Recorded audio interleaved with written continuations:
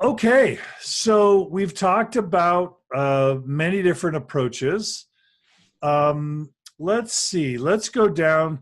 A couple listeners shared a couple different approaches. Daniel has what he calls the partial or curiosity approach. We referred to this a little bit earlier. Natasha, do you want to read that one? Do you see where that is? Roman numeral I? Which one again? What was the name?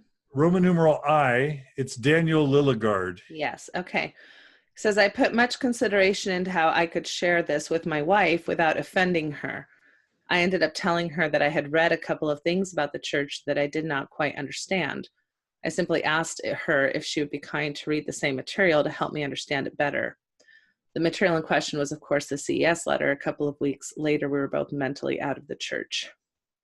What do you think about Daniel's partial curiosity approach, Natasha? Well, I think it's great that it worked out for him. I think that it sounds like it wasn't necessarily an honest approach. It sounds like he was kind of strategic, like he was maybe already further along than just being curious, but that's how he presented it. So that's, he found a safe way for himself.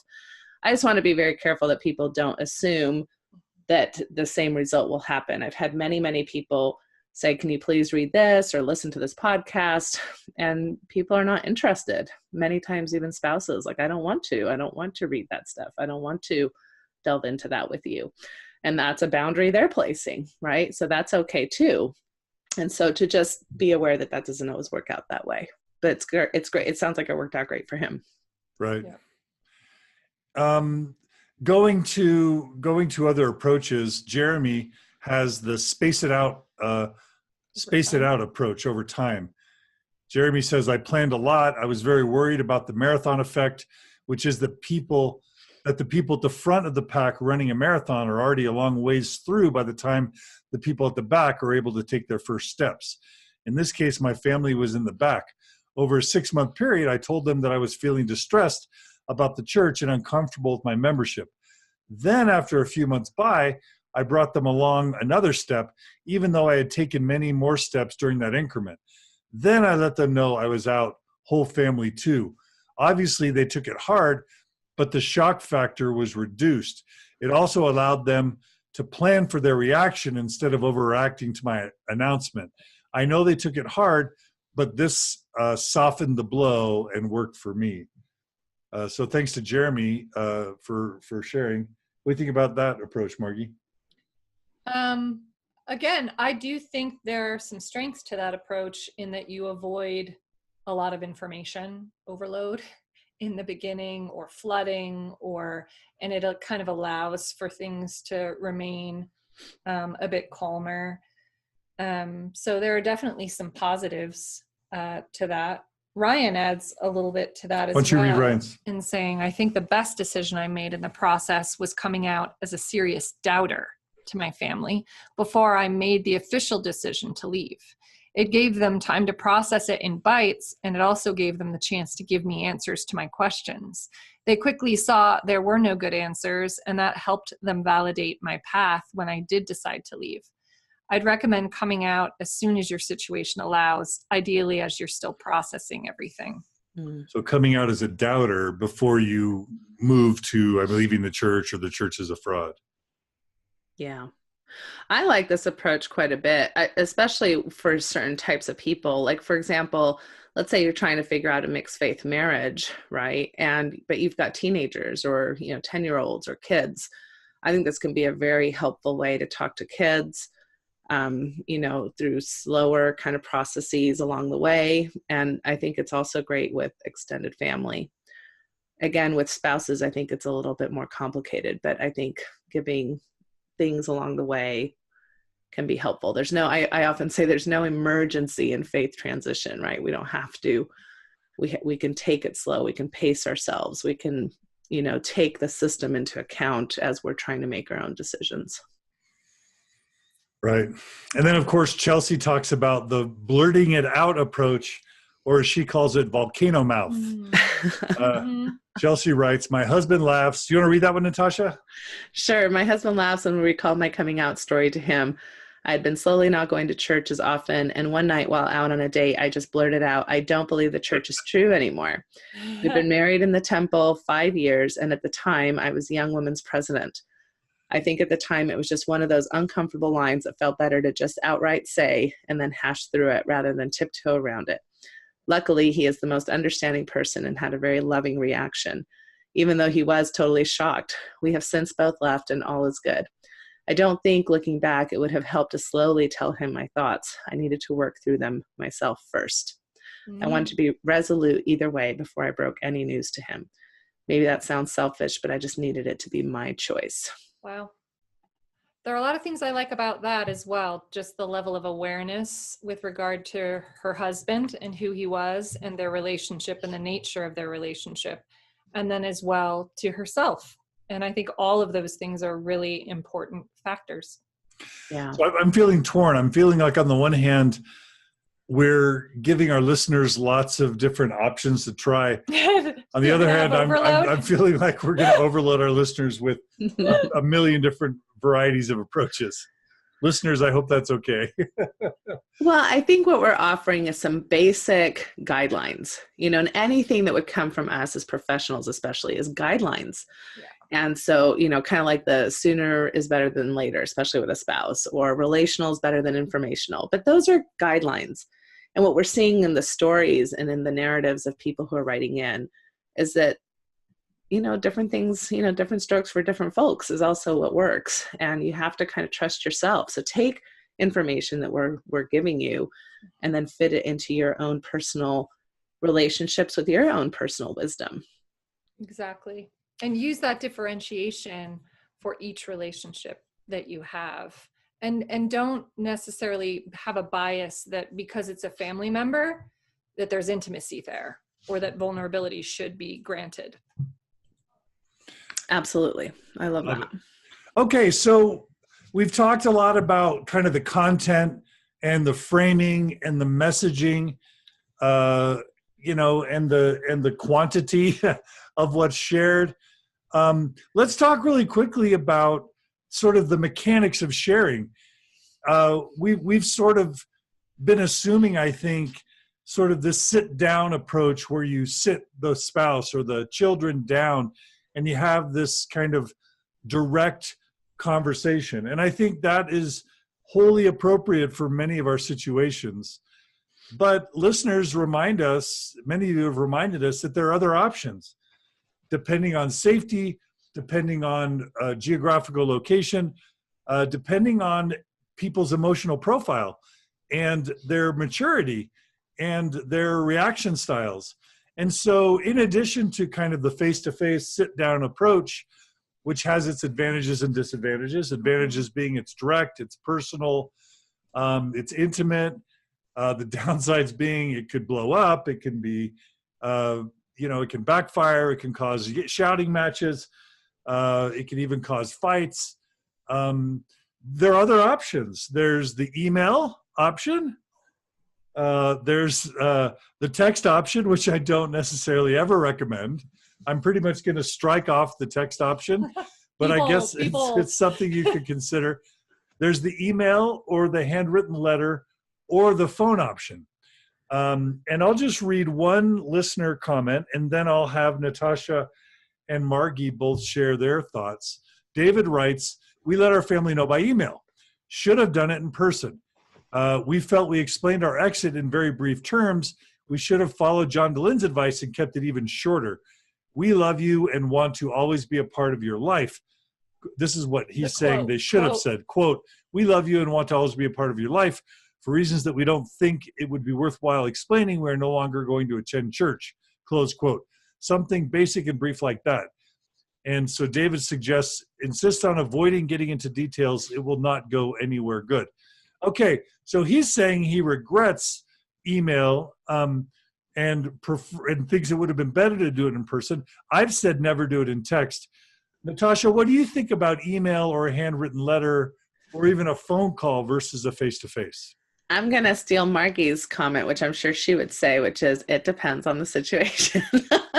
And so I think that, I've had people say we should have never done it face to face. And I wish we would have written a letter beforehand, right? Sometimes, again, you're taking a risk, you're doing the best you know how, and it doesn't necessarily go as planned. I think there's benefits, there's consequences no matter what. I think that's something that is very helpful. There's consequences no matter what. Positive consequences, negative consequences. So what could potentially be the consequences of a sit down face to face? What could be potentially the consequences of an email or a letter? I think for some people, especially if they know that they get emotional very easily, or that they're worried that they won't be able to manage themselves very well, sometimes a letter gives, some space, some boundaries. You can write a letter very well done. I oftentimes review people's letters before they send them as part of the work that I do with people as far as my coaching practice. So, especially if it's saying something along the lines that we chose to write a letter because we wanted to give you some time to be able to think through these things on your own. I even had one person say, it's, just sharing their own anxiety. It's very anxiety provoking for me to share this letter with you all. And if you would please honor my boundaries, that I really would prefer not to receive phone calls or feedback on this for at least a week. I need a week. So, depending on each person and what they need and what they feel their family needs, those letters can look a little bit different. For other people who are very relational, want that face-to-face, especially, again, depending on the person, it can be very helpful to do a sit down. Some people have huge amounts of extended family that they feel close to.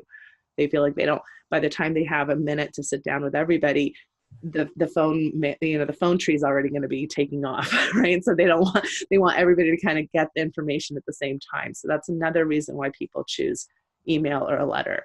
So it depends, so think about your situation, think about the people you're wanting to talk to, and what might be better for those situations. What would you add, Margi? Oh, I think you did I really love what Natasha said, actually. Just different strengths and, unique situations. Really, I also think connecting with your intention of why you're using what mode and can be helpful as well. So, and I know I've mentioned this before, and I see it bullet pointed here as well, John, but the for me statement is very good. So, yeah, whether you're writing or whether you're saying it, it's like, for me, you don't want to sit down and say something like, well, I have just figured out that the church isn't true. Because you're making a factual statement, not an opinion, not a personal statement, right? But if you start by saying, for me, I've, gone down this certain path of thinking, and this is what this means for me. And for me, this is no longer that. Nobody can argue what is or isn't for you.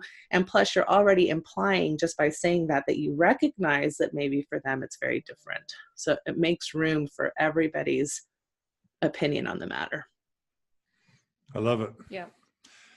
Yeah. So I guess our point with this bullet of the medium of delivering the message is just understand that there are different options and assess your situation carefully. For some, it's a sit down face to face. For some, it's bring your spouse. For others, it's don't bring your spouse. For others, it's do it via email. For others, it's do it by handwritten letter. And for others, it may be by phone. And I'm going to still stick with never text. All right. How about just quickly, what about what emotion to bring? I'll read Heidi. Heidi has this comment. What I did wrong was I got mean and burned some bridges with members that couldn't see my viewpoint. Those friendships are now rebuilt after years of forgiveness on both parties. I pushed folks away and claimed it was them. Heidi says, I would suggest being loving and trying to not push your newfound beliefs on them and ask they do the same. I also think folks that leave the church often feel they miss something and try to make up for it. She writes sexuality, alcohol, and other things they may have sustained from. Heidi suggests using caution and going slow on such things. She says she's been out 10 years now, and it's been a roller coaster of a ride emotionally. So she's saying, don't be mean. Margi, you've talked about warmth and safety, centering your emotions. Can you talk about that? Yeah, so I think the idea, moving into, let's say, a conversation, if you're meeting someone face to face, one thing that I really like to emphasize is embodiment. This idea of, in the conversation, what do you want them to feel from you? What do you yourself want to feel? What do you want to say? And really coming from a place of embodiment. But I do recommend before the conversation, having some space. Again, I love scripts, and I don't mean word for word scripts. I mean, in the case of like a love sandwich, that you have a sense for how you want to stack the things you want to say, and you can connect very clearly to each level of, what you want to say and how. But I also like taking a moment to really still yourself, to center yourself before the conversation. Have an intention. I will be non-reactive, or I will be safe. I will be warm. I will be relational, as to what Natasha says. And really getting strong and firm in your own center, and also aware of your own boundaries. Practice boundarying. Practice actually saying with warmth things like, that probably isn't something that I really want to go into right now. I just don't think it's going to be helpful right now to this conversation. When people have an intention to draw you out, or if you find yourself explaining, like that's one place that I feel like people feel vulnerable and end up all of a sudden getting attacked or being picked apart. You can stop it right there and say, you know what, I'm finding that this probably isn't helpful, but practice saying it. These things can be very, very helpful in the process of having really difficult conversations that make us feel vulnerable and out of control, I think. I would totally amen all of that by, reminding people just about tone, which is, I think, something Margi's alluding to. A lot of times we start conversations just by bringing a certain aura, like, okay, I need everybody to gather around, Yes. It's like this big, heavy, and people are like, oh my gosh, has somebody died? Like what's going on? Versus, keeping your tone more casual and upbeat, like, hey, I have something I'd really like to share. I'm really excited to talk about some things that are really important to me. All of a sudden the tone starts off very differently. And also, to mirror what Margi is saying, is let people know what process you're feeling. I think a lot of times people can really empathize if you all of a sudden tune them in. We oftentimes stay very cerebral. Like, but if you notice your heart rate is beating fast, or if you notice if you've got butterflies in your stomach, like tell them that, like, oof, I feel like my heart rate is out of control and I feel so nervous right now. And that helps them empathize with you too, right? And so you're letting the conversation be bigger than just information. It's process oriented at that point, and people will empathize with that. And in response to Heidi, talking about her anger and her meanness, I always want to remind people that anger, as we always like to refer to it, is a secondary emotion, meaning almost always you're angry because someone you love or someone that you respect has hurt you. And so what you'll find, or because, you feel very disappointed or sad. And so I just want to remind people, when they are feeling angry, to quickly go deeper and consider expressing the deeper emotion. So if you notice yourself getting triggered, you notice yourself starting to speak in an angry way, you pause and you go to the underlying emotion, which almost always is either fear or sadness. And so if you talk about how sad you are, or how scared you are, or how hurt you are, it's often something that people can emotionally connect with. And you can even share that as a commonality with the believer that you're speaking to, because chances are they're feeling scared and they're feeling hurt. And so, or maybe they're feeling betrayed by you. And so if you guys can get deeper to that more raw, sensitive, connecting emotion, it can actually sometimes be a bridge and help you avoid these more complex and fraught discussions around content, as I like to call it, or substance. Now, really quickly, what do we do? And by the way, Kristen writes, she really likes the For Me, Natasha. So Kristen's given the For Me a thumbs up. Erin, Kristen's sister, we love the Gluth sisters joining us. We always love that. Erin writes, decide beforehand how you'll react. Good idea. So she likes that as well. What do we do? And Margi, this is a softball I'll launch to you. When our family was going through a really severe time last year where we were just triggering each other, and it was this huge ping pong of triggering, our coach, and Margi and I, by the way, and our children, we see therapists individually and collectively, and as couplets, we see coaches. We spend thousands of dollars each year on therapy and coaches.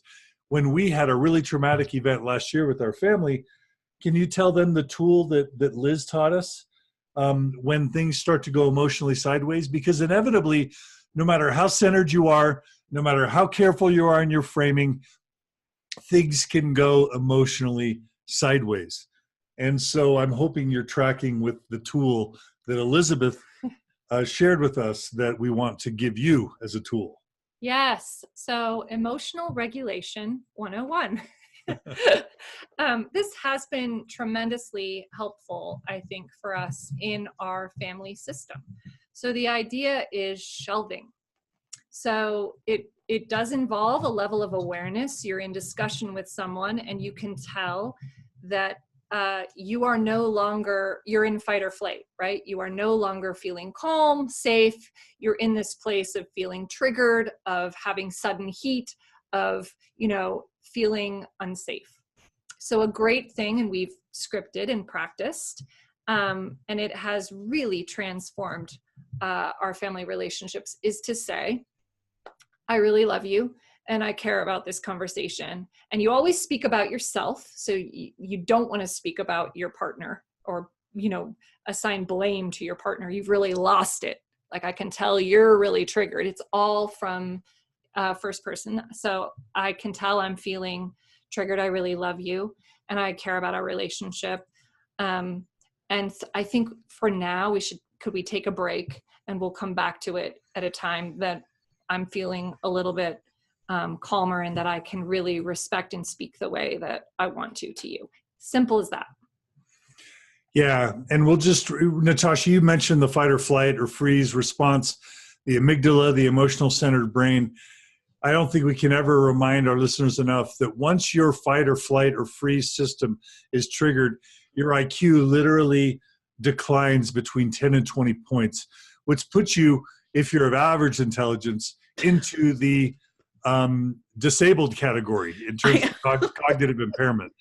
And so I say we're stupid when we're mad. We're stupid when we're mad. And so don't do it. Don't discuss sensitive issues when you're angry. Call the timeout. Go like this. Timeout.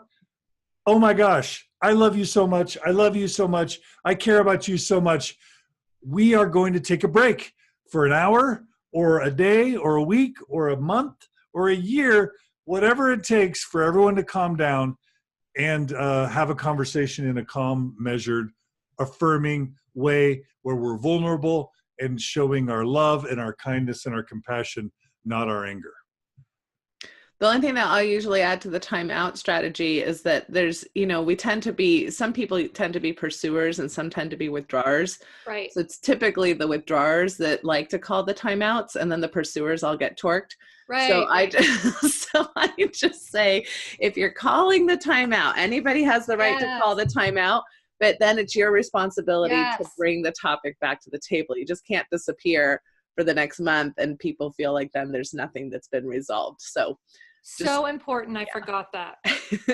As well, it is recommended too that you have a deadline of sorts, because for people who do feel abandonment kind of things too, it can help to say, we'll swing by, we'll come back and talk about this by this evening. We'll have it. And that allows for people to just kind of feel a little bit more secure that there will be closure. They're not just hanging on for a week waiting for things to come out. I recommend that spouses and even family members already have rules around timeouts way before they use them, kind of like I usually say, at most 48 hours is kind of like ideal. The idea is 20 minutes. You usually need 20 minutes for that physiological response to calm down. But, you shouldn't need to go more than 2 or 3 days, especially if it's immediate family, spousal relationships, but if it's extended family or whatever, you can, again, just set a time so people know what to expect. That's great. And I do think bringing it back now to, what we're talking about in disclosing, that this is it is a great tool to have if for any reason things go awry all of a sudden. Yeah. It's just a wonderful thing to have in your belt to be able to say, oh my gosh, I can tell now we've, detour. I care about this relationship. Let's come back to it. I don't want to hurt you. I don't want to damage our relationship in any way. And so we'll come back to it. And again, with a time frame so it's a wonderful tool. Well, and staying on the topic of emotions, Lisa says, my favorite quote, it's great to be loved, but it's profound to be understood. And usually as faith transitioners, that's our biggest complaint, right? Is that we're not understood. It's hard, I think, for believers to understand something they themselves haven't been through. So there's already a curve there that's harder for them.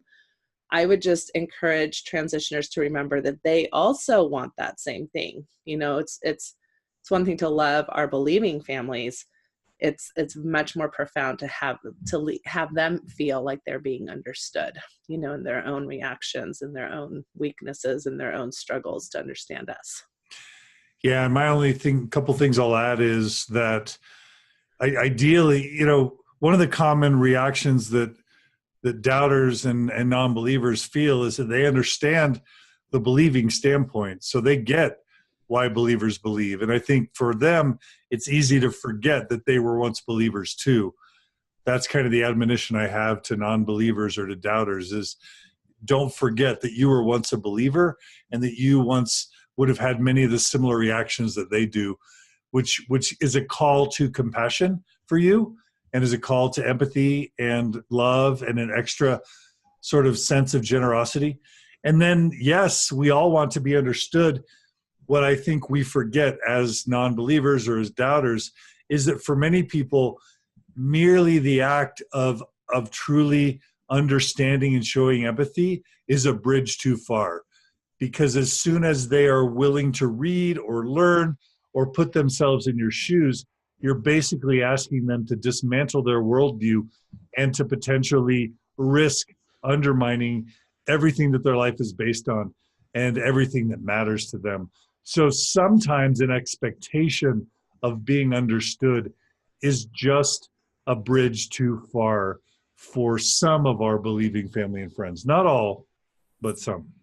However, that desire to be understood, I really think is important to be aware of. And so with a slight risk of being redundant here, we started with finding a mentor or finding safe places or relationships so that there are safe spaces for you to have that.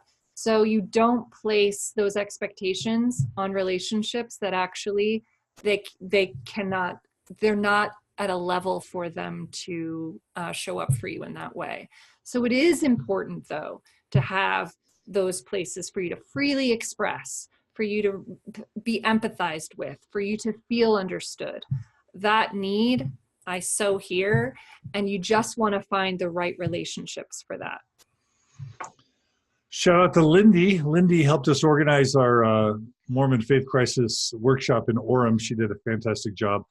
Lindy writes, one of the hardest things about discussing with family so far has been being able to accept they don't understand. So she's talking about acceptance. They're sometimes going to think it's because of being offended or wanting to drink or something other than the belief factor. And that desire to be understood can result in wanting to share information about truth claims that they don't need to hear. So true. So profound, Lindy. You're highlighting the trap that we all get in, which is so often our desire to be respected and understood compels us to try and dislodge their belief or to taint their belief or to infect their belief with the CES letter or Mormon Stories podcasts and other things to doubt. and that just makes them respect us less and pull away from us more, and it really does create a backfire effect. So we have to resist that tendency to try and force them to respect or understand us, and just give them space and accept that for a while or even permanently, we're going to lose their respect and their understanding, because whatever we do, we don't want to make it worse. And I think that's a really important rule to live by, is don't make it worse. If anything, just accept it and give it time. Jenna And writes to yes understand. to that. Oh, sorry. Go ahead, Natasha. No, and to understand that this is a really normal human process. I mean, you think about people who've been through divorce, or people who are foster parents, or people who adopt, or, you know, it's hard to get the empathy sometimes that you need from people that haven't been through something similarly, because it's hard to understand at that level. And that's why a lot of people, you know, join groups, grief groups or support groups, depending on the particular problem they're going through, because that's the one area where they feel like people really get it, right? And so that's okay. It's okay that we don't completely understand everything somebody has been through, if we haven't been through that ourselves. So I just want to normalize it. Totally. Let's read Juliet. You want to read Juliet's comment? For me, it's, which one? This one? Yeah. One thing that helped me keep my ward friends was to send personal messages telling them that while I left the church, my love for them was not because of my church membership. When I saw them in person, I reaffirmed that even though this wasn't my church, they were still my people. Helped a lot. Did that one thing right.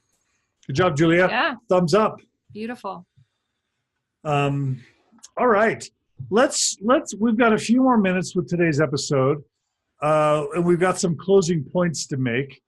One I have here is request confidentiality. And basically all we're saying there is, if we're going to agree that we're not going to tell everyone at the same time, that we're going to, at the earliest points, tell the most important people, and then potentially reserve the right to tell other people at a later time, sometimes it helps to explicitly request confidentiality.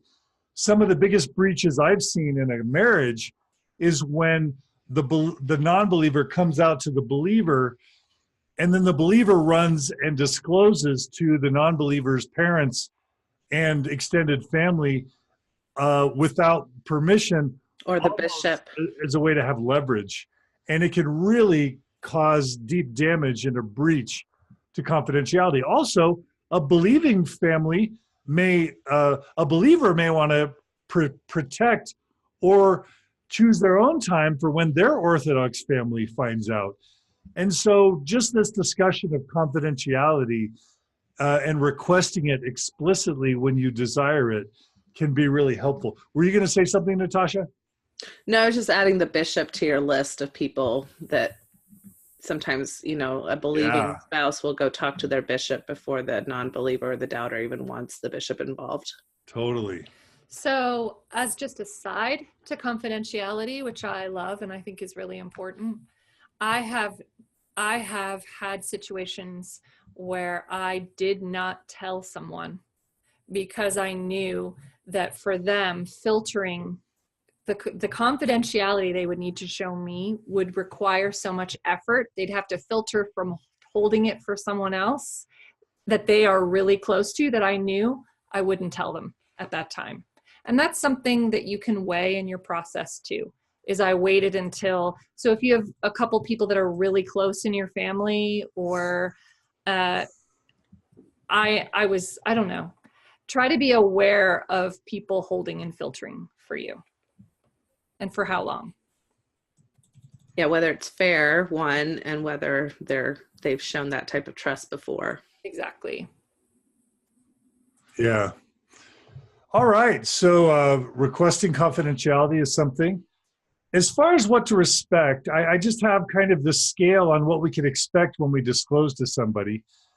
And it can range anything from, you know, someone immediately saying, "Hey, I don't believe either, and I've been, you know, scared to tell you." That can be a response. That's probably rare, but it does happen. Sometimes that even happens amongst spouses, or parent-child relationships. Some are going to be supportive but hold their ground. That's kind of what my parents are.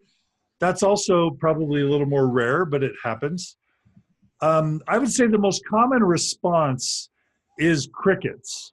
And what I mean by crickets is no response at all, especially when you send an email or write that letter thinking that, or you post something on Facebook, whatever it is, thinking that everybody loves you. And so they're going to all come running to you to want to understand why you've left and why you've doubted and what are the main concerns. Most people don't respond at all. And so I just want to set your expectations about that. Henrik writes, my wife and I wrote a letter that we sent to our parents. The day after I talked to my parents and my wife with her parents, we mentioned in the letter that we don't believe in polygamy and can't believe that an angel with a drawn sword threatened Joseph if he didn't marry his teenager. So Henrik decided to throw in some of those details. And then he says, and we didn't talk to my siblings, and they haven't asked why we don't come to church anymore. Then he writes, it's strange that they don't want to know why. We have a good relationship with our families, and we have continued to celebrate birthdays and Christmas and so on. I think we did our coming out pretty good, even if our parents felt great sadness for a time. I just want to, I put that here, Henrik and others, just to sort of highlight that most people aren't going to want to talk about it. They would prefer to not know, and many of them would prefer to never talk about it in detail. And in some ways, that's actually a good thing. That's preserving their health and well-being. That's preserving maybe in some ways your relationship, or at least in some ways that's a boundary. They're basically, without explicitly setting a boundary, they're basically saying this isn't something we wish to talk about. And boundaries that aren't even explicitly set should sometimes still be respected. And that, you know, and it means on many of our parts, that disappointment of thinking, well, this is my spouse, or these are my parents, or these are my siblings, or these are my ward members whom I've served for 30 years. If they really love me, they should want to talk about this. But the truth is, for just so many, that's not a possibility, and they can't go there, and they won't go there. So just kind of know that that's, in many cases, the most common response. Yeah. Is that fair, Natasha? Yeah, I mean, it was the response I received, I guess, if you'd call it this response versus cutoff. But, you know, our family ended up kind of stopping attending church overnight due to a issue that happened with our daughter. And yeah, I mean, a ward that we had been completely active in, completely involved in, we didn't hear anything, even from people that you think you'd hear from, right? Like home teachers, visiting teachers, the bishopric, for probably about 1.5 years. Oh, until my family was in a car accident. Then they all showed up with the casseroles because we're good at that. Mm-hmm. And then after that, there were a few attempts, but it was very, I mean, on one hand, yeah, it can be less damaging than conflict in some ways, but in other ways, it felt extremely profoundly betraying, because it's like all of this energy that we had been in there was just, it was kind of like, well, you know, they're gone. Yeah. Yeah. In addition to the crickets response, or the joining you response, or the supportive but holding their ground response, we also have the trying to save you response, or treating you like projects. And actually we have Juliet sharing, for me, it's the opposite. She writes, they keep sending me apologetics and won't give me space or acceptance. They take boundaries as an insult. And she also writes, my boundary hating sister outed me to everyone on Facebook. I wound up blocking her. Juliet has suffered from people trying to save you, or treating you like a project, or in some cases trying to embarrass you. That's awful. And it can even go to other more extreme and negative reactions, including restricting access from you, restricting trust from you, limiting or eliminating communication or intimacy, or access to you, or to their children, or to their loved ones. Sometimes in the most extreme negative cases, people are cut out of inheritances, or cut out altogether from the family. It is rare, but it's possible. And it's awful. but this is the whole range of responses. And when it comes to, when it comes to these more extreme responses of trying to save you or treating you like a project or outing you or other sorts of things, it brings us back to this discussion of boundaries. And we've had several listeners write about, how to deal with people who treat you in an offensive or disrespectful or condescending way when you come out. And let's just read a couple of those. Margi, do you want to read Kara's narrative? Sure. I was naive to the fact that people would not take the news well. I informed a close family member immediately who was also going through her own faith transition. So that was a fortunate and bonding experience. I informed one of my closest friends too soon. I was still in the discovery phase, had not determined my status in the church, and was incredibly angry. We worked through things, but I did hurt and scare her in the beginning. I reassured her of my unconditional love and support through words and letters, which helped mend that experience. Boundaries are so important in this experience. When family members did not respond well, it was important for me to take a step back before responding. During that time, I would consider what offensive things needed to be addressed and which I could let go. I would then have a meeting where mutual respect was requested. There was a time I was chastised and yelled at. At that point, verbal conversation did not feel safe, so I spent a few months away from that individual and wrote a letter. Luckily, I was shown respect and reassured the individual I would respect them. When a discussion about spirituality begins, I think it's good to address everyone's concern, and that if either party crosses a boundary, they can feel safe saying they no longer want to discuss the issue. So this is kind of also back to shelving, right? That idea of recognizing when things go wrong. I think we need to have a whole episode on boundaries. But For sure. Natasha, in 1 minute, can you give us sort of boundaries 101? How do you set a boundary with an obnoxious father-in-law, an obnoxious mother-in-law, an obnoxious parent, an obnoxious sibling, an obnoxious bishop? Can you just take us through the anatomy of a boundary setting experience? In 101, okay. In 1 minute. So yeah, in 1 minute. So a boundary is basically saying, something along the lines of, this is what I expect or would hope out of our interaction. Understanding that you don't have control whether or not that person will agree to your request, right? And so then it also kind of has attached to it a consequence. Like if it's not respected, then what do I have control over? How will I respond to whether or not my response, my request is respected or not? Now, boundaries can be flexible, so you may initially say, well, this is my boundary, thinking it's perfectly reasonable. And by the time you listen to the other person's perspective and their boundary, maybe there's some room for flexibility. But in general, that's kind of what you're doing.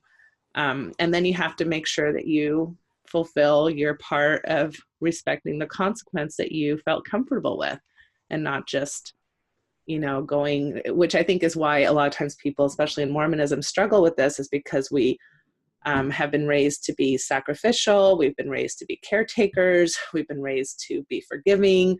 And so it's hard sometimes to see taking that part of that consequence as, we tend to have a script about that it's a non-forgiving, that it's mean. Whereas like what Margi's saying, and what many people have said on the posts, is that it's not about being mean or kind. It's about being realistic and what you can or cannot handle for your own self-care. Love it. So good. Thank you. A great resource on this is on YouTube, just Brene Brown. You can look up under empathy or boundaries and it'll pull right up. And you can read about her studies with regard to boundaries and wholehearted people who, are wholehearted in their relationships and feel great empathy for people, how they protect those relationships. It's actually a protective measure. Like all the research shows that people have better relationships, do better in their own self-care, are more empathic when they have good boundaries. So yeah, it's a pro-relational approach, not anti-relational. Love that. Yep. Love it. So remember boundaries, and we'll do an episode on more boundaries, but boundaries are crucial, and we Mormons are terrible at it. I always say we feel comfortable looking at people, what underwear people are wearing, and asking people about their underwear. We feel comfortable asking 12-year-olds, behind a closed door, where they do and don't touch themselves. There's just a million ways Mormons are completely inappropriate with boundaries. And we're not taught how to say no. Like you're supposed to say yes no matter what. Yeah, we accept all callings, right? Mm-hmm. And we just need to learn to say no and not to think it's the end of the world, and to teach people that a boundary doesn't mean I don't love you. In fact, a boundary means I love you. And what you can do whenever you want to set a boundary, one thing I would add is you can invite them to set a boundary with you. So you can say, listen, I am setting some boundaries with you. Mm-hmm. I need you to respect these 4 things. But guess what? I want to respect your boundaries. So I want you to set boundaries with me and tell me how I can make you feel safe. And it could be something that you both share with each other and set with each other, and you can model your respect of their boundaries. And the one that's just always worth offering, and I can never say this enough, is to say, here's a boundary I'll respect for you, your children, your siblings, your loved ones, everyone in the ward. If it's the bishop, I will never do anything to take anyone's faith away. I will never try and sow doubt. I will never throw in problematic or doubtful things. I will always show the infinite and ultimate respect to your right to believe, your right to self-determination, to the things that you hold most sacred. And if you can model that, you're teaching them how to be respectful to you, and you're showing them how to respect a boundary so that they can also respect one as well. That's a great idea. Thank you. Yep. Victoria, our super cool friend from the UK, says this is a really great episode.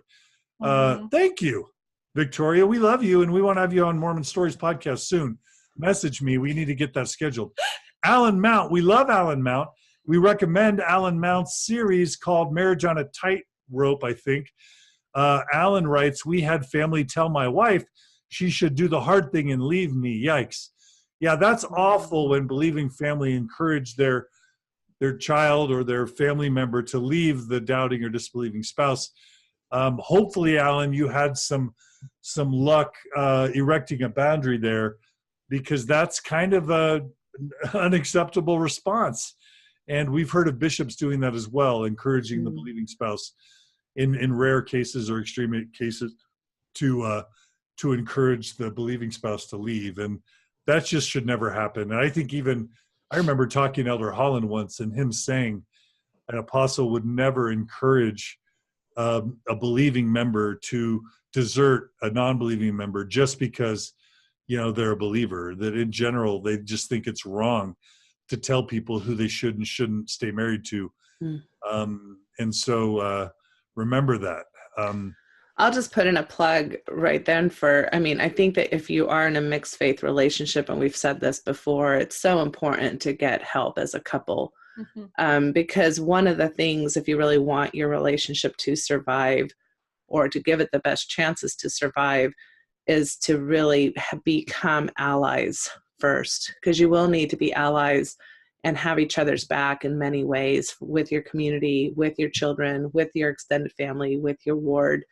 And in order to do that, you need to, first of all, get on the same page about some things. And that can be hard to do when you're reeling from the stability factor of having one person in a different place with their faith than the other. So mixed marriage work is really, really important, and to get it from a professional who knows what they're doing.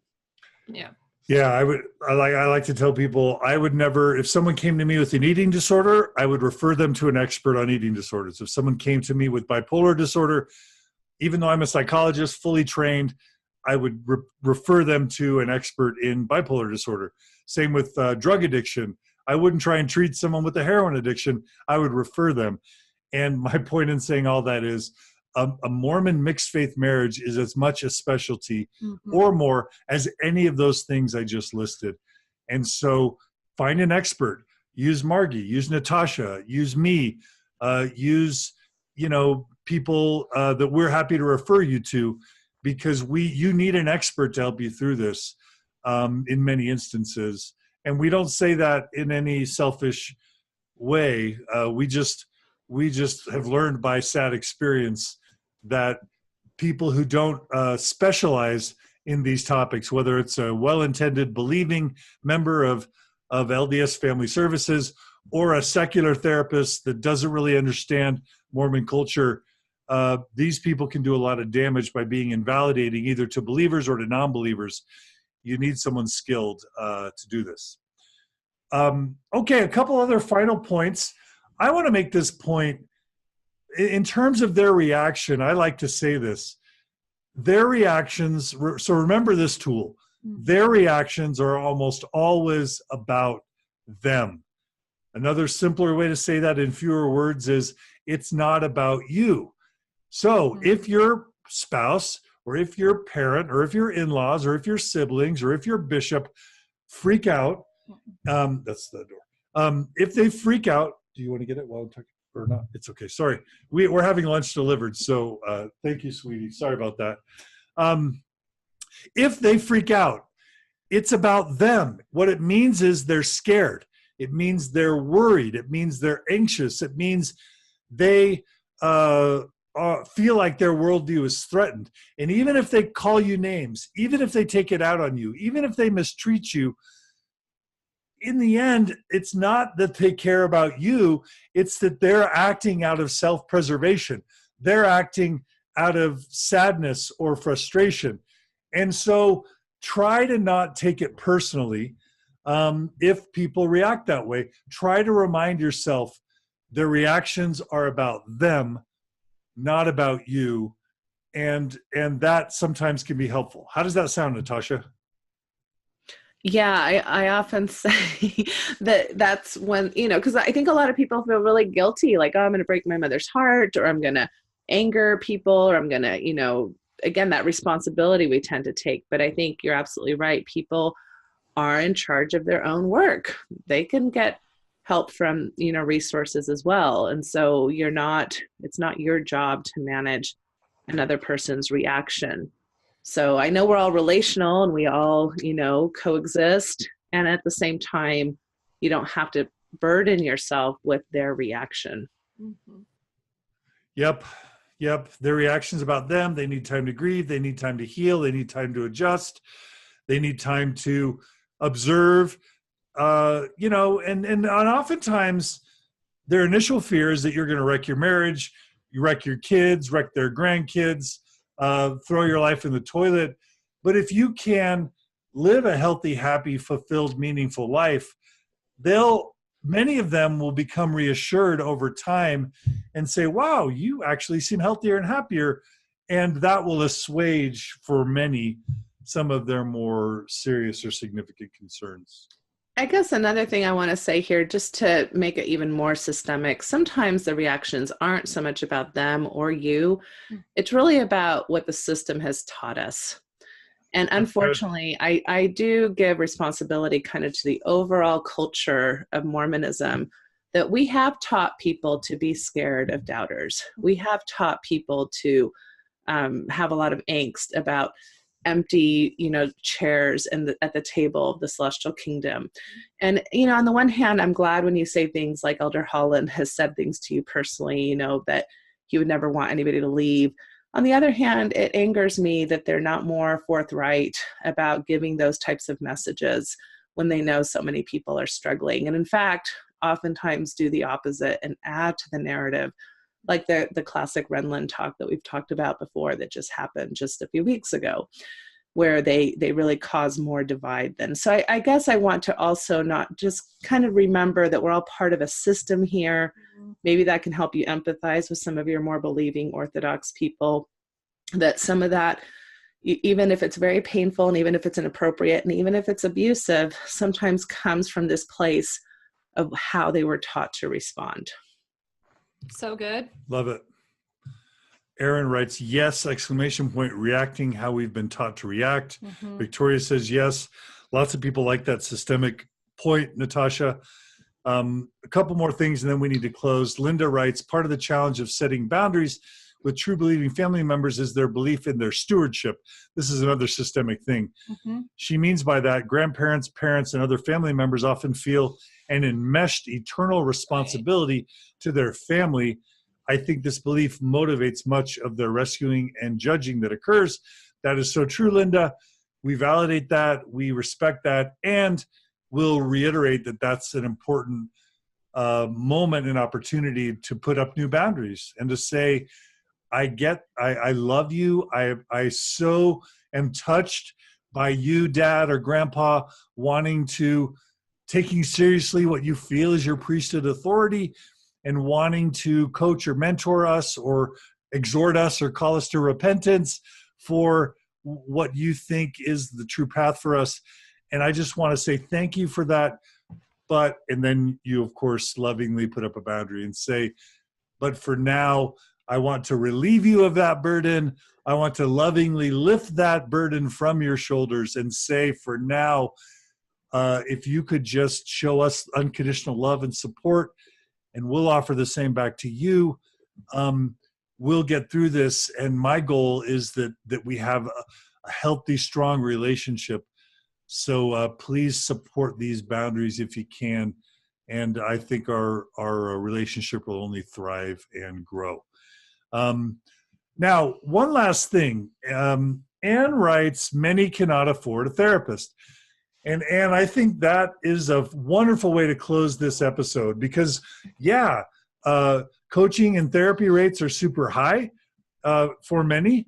Now, I think they're a lot cheaper than, going to, the behavioral health unit at a local hospital or, down at the University of Utah Uni Center. I also think in many cases, coaching and therapy is much more affordable than divorce.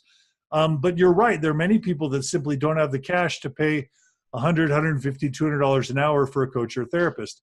That is why we at Gift of the Mormon Faith Crisis are doing this podcast. Yes. So if you are concerned for yourself or others that therapy or coaching is too expensive, there's some things you can do. You can like the Gift of the Mormon Faith Crisis Facebook page. You can give us a 5-star review. We just noticed that I believe Juliet just gave us a 5-star review.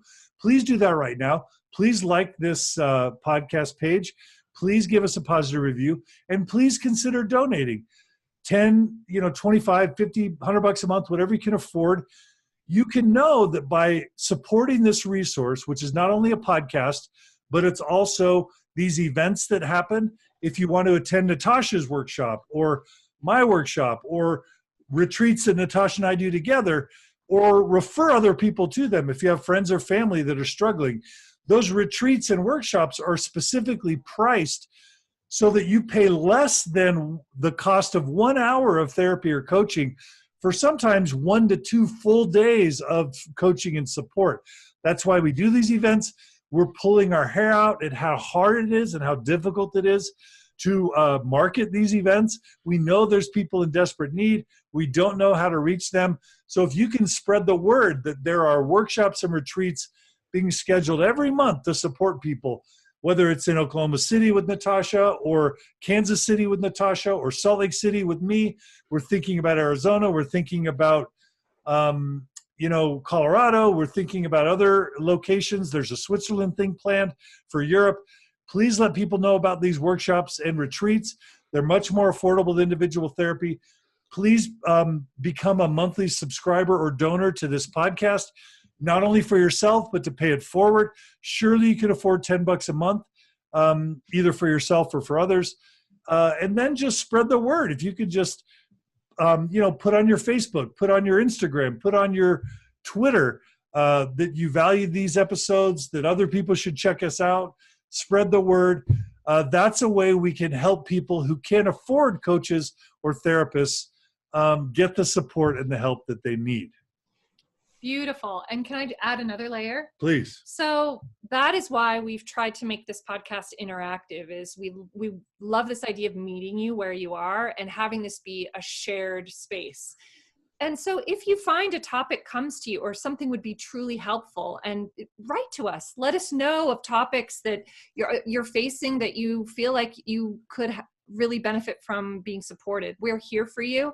And then also we have plans to do episodes on mixed faith marriage, on intimacy, on, these topics, because we realize that they are expensive. It was a major motivating factor for us to actually begin this podcast. So we're always hoping to reach more than less people. We realize that if we all just, work only one-on-one, that we're only going to be able to see, maybe a few hundred people. Whereas I think through these venues, hopefully we can reach thousands.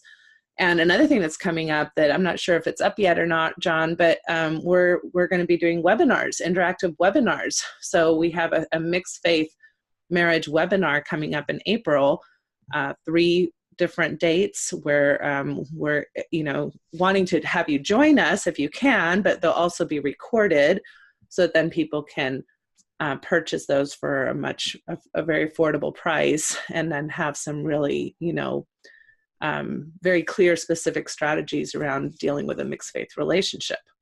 So we're trying as hard as we can to, on the one hand, honor our value and honor our lives, our, livelihood, right? We need to make a living, and also try as much as we can to make these types of, make our skill set available to people in cost-effective ways.